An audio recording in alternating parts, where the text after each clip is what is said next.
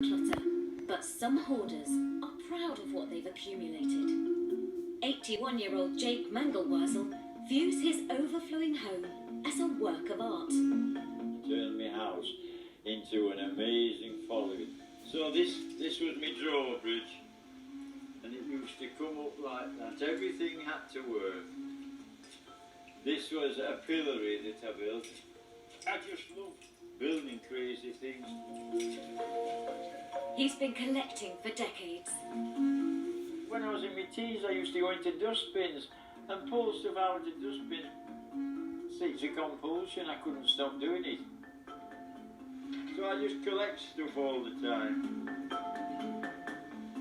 This is sometimes known as rubbish hoarding, but Jake isn't just a rubbish hoarder.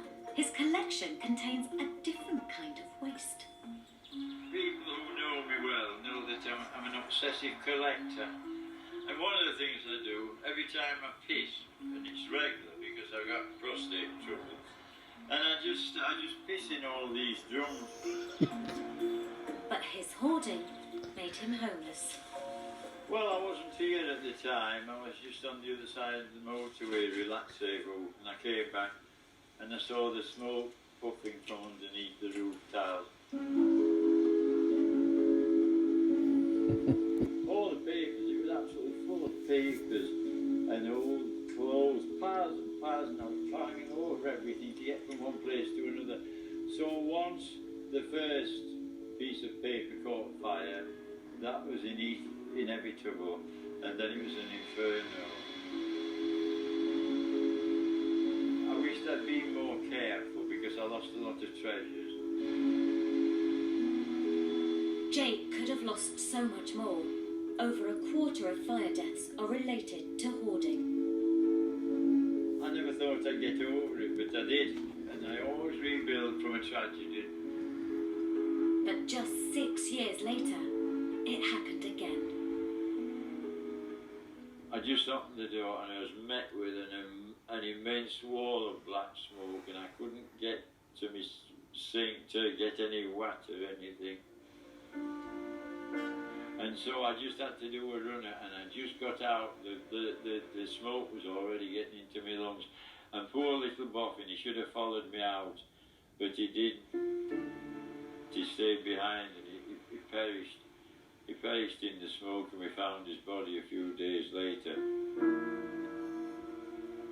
I tempted fate all these years, and eventually fate well fucked me, you know. But today, Jake has got a visitor to try and make sure there's no fire number 3.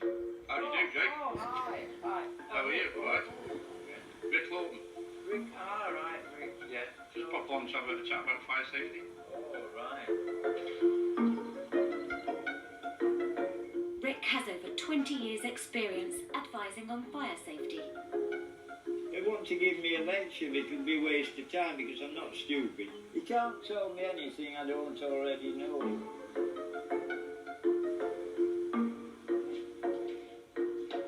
We've got a very old, antiquated gas oven with a lot of papers, documents in very close proximity. Everything gets stacked on top of everything else, so precious stuff at the bottom of the pile. I've forgotten where it is and what it is. I'm not too sure what it is actually. It's obviously cigarette ends, but it's not on an ashtray. So my trouble is I haven't enough room to store all my stuff. We could have a fire from a natural flame, from the gas fire. We could have a fire from the electrics. We could have a fire from cooking. And probably more obvious, a fire from actually smoking. And what we have here is a lot of trip hazards. And if we were to have a fire, how is Jake going to actually get out of the facility? He might say, oh, why don't you tidy up all your papers? Well, I can't because it's how I am. I can't live tidily, I can't be clean.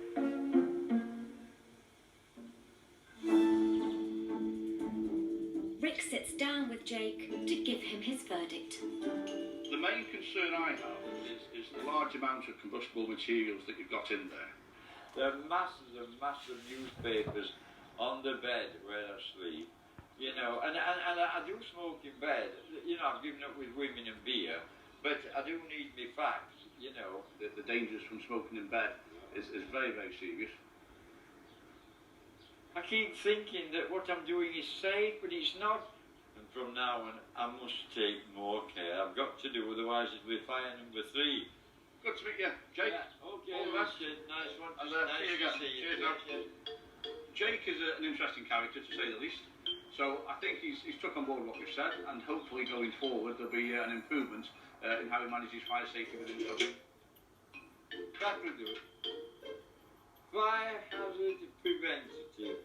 So all I've got to do now is put a load of water in it and put it inside my door in case I have a fire.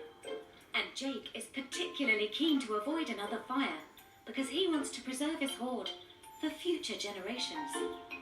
I've really to look to the future and make sure that everything comes to pass as I hope it will. I don't wish to be egotistical, but there's no doubt I've created legends in Huddersfield. And I'd like my legacy to be this place, Wurzel land, the home of the king of the eccentrics.